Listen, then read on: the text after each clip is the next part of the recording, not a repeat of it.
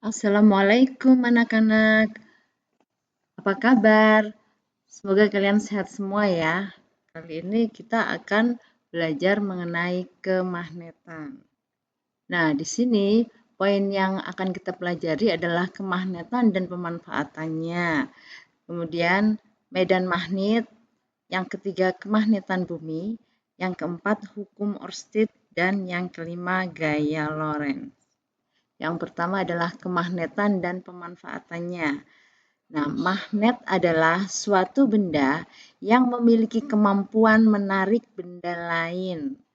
Setiap magnet memiliki dua kutub, yaitu kutub utara dan kutub selatan. Nah, nama magnet bermacam-macam sesuai dengan bentuknya. Di sini ada gambar magnet ladam, kemudian ada magnet batang, magnet U, kemudian magnet keping, magnet jarum, dan magnet silinder. Konsep gaya magnet. Interaksi antara kutub-kutub magnet disebabkan oleh gerakan elektron pada benda. Jika dua kutub senama didekatkan akan tolak-menolak, dan jika dua kutub tidak senama didekatkan akan tarik-menarik. Setiap benda memiliki magnet elementer. Yang membedakan apakah benda tersebut sudah menjadi magnet atau belum adalah posisi dari magnet elementer. Jadi awalnya di sini perhatikan benda yang bukan magnet ini terdiri dari magnet elementer di dalamnya.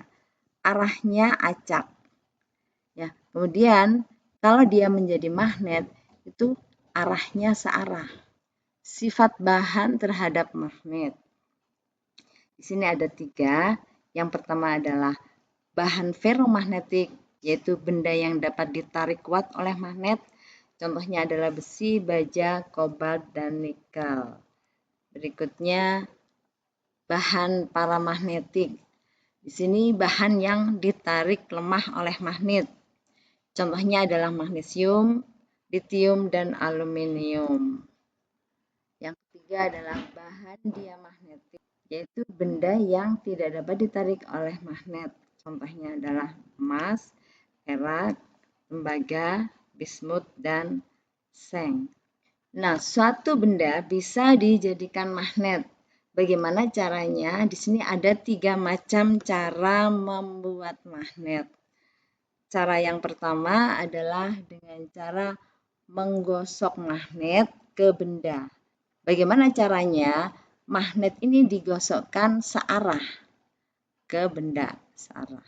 Nah, setelah digosok, benda ini akan menjadi magnet. Kalau menjadi magnet, pasti dia memiliki kutub.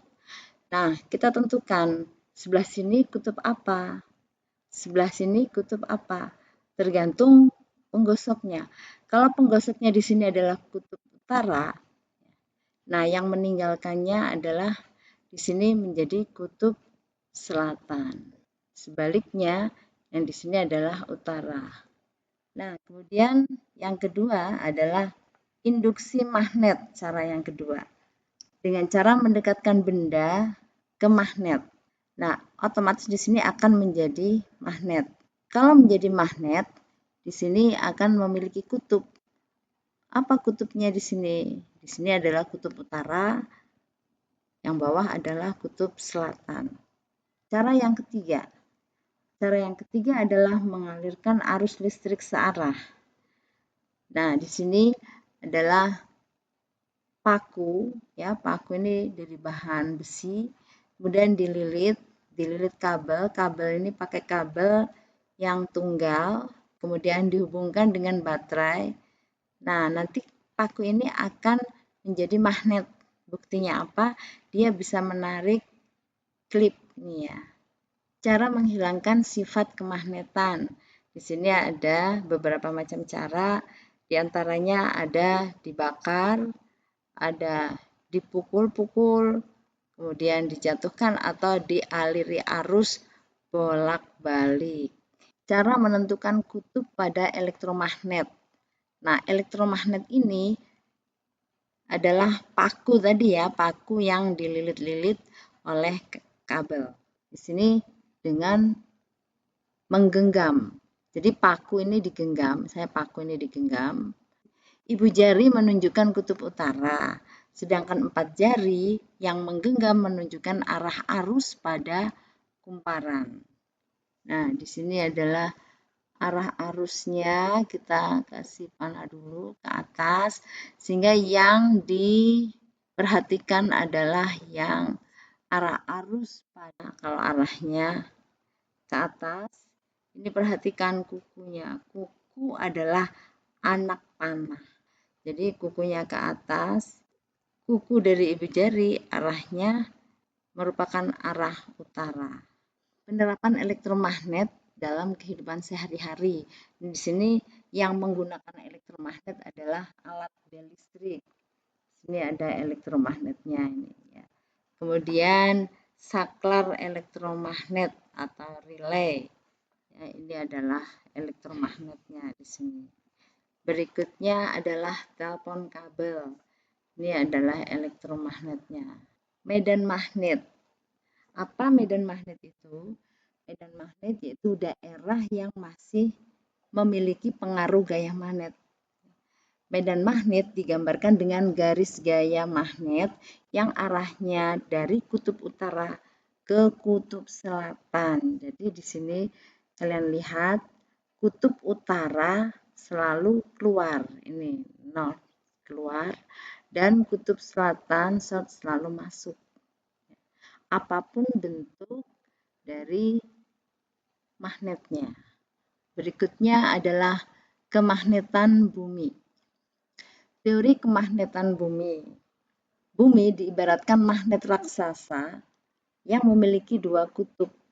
Kutub utara magnet bumi berada di sekitar kutub selatan bumi, sedangkan kutub selatan magnet bumi berada di sekitar kutub utara bumi. Nah, di sini akhirnya menyebabkan adanya sudut di sini ya, ada yang dikenal dengan sudut deklinasi. Di sini ketidaktepatan dari posisi jarum kompas terhadap utara selatan bumi. Ya, pengertiannya sudut deklinasi adalah sudut yang dibentuk oleh kutub utara jarum kompas dengan arah utara selatan geografis bumi. Nah, kemudian ada lagi yang disebut dengan inklinasi. Inklinasi adalah sudut yang dibentuk oleh kutub utara jarum kompas dengan bidang horizontal. Berikutnya hukum Oersted. Bagaimana bunyi hukum Oersted?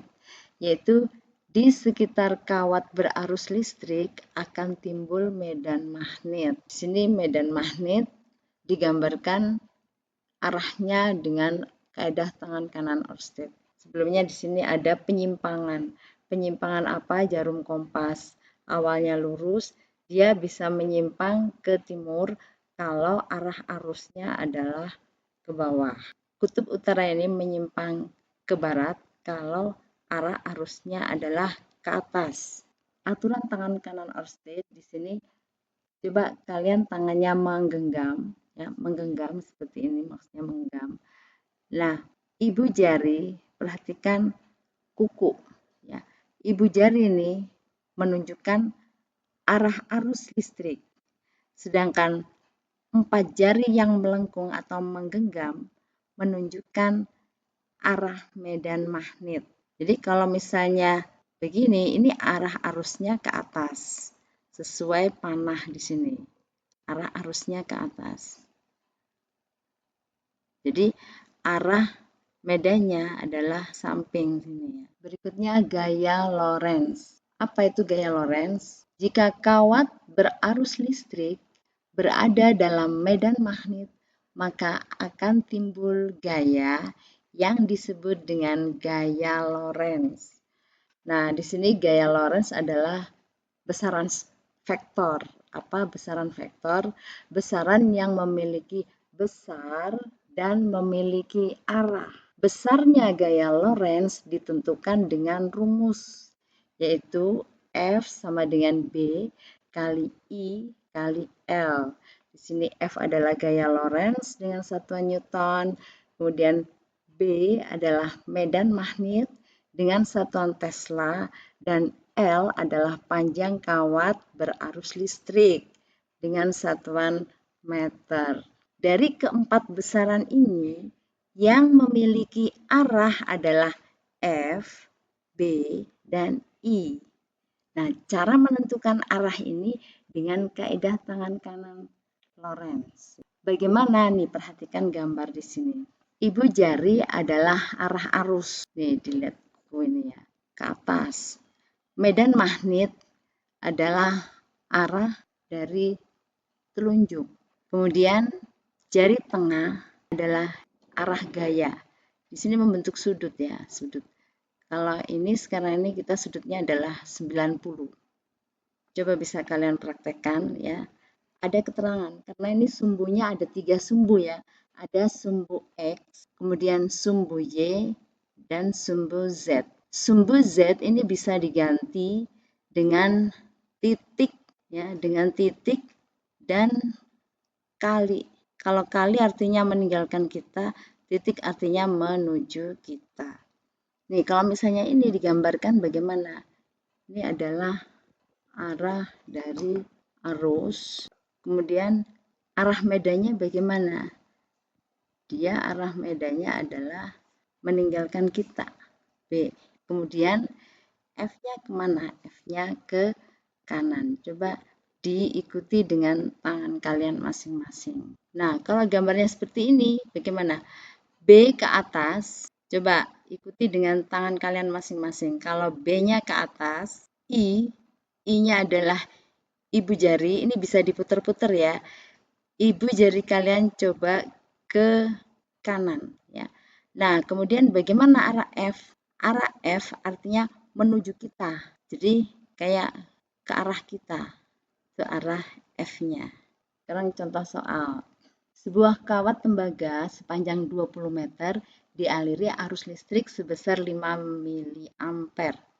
Jika kawat tembaga tersebut tegak lurus berada dalam medan magnet sebesar 8 Tesla, berapakah gaya Lorentz yang timbul? Ini diketahui L sama dengan 20 meter, I-nya 5 mA seperti biasa, kalian ganti ya ke ampere, kemudian B-nya 8 Tesla.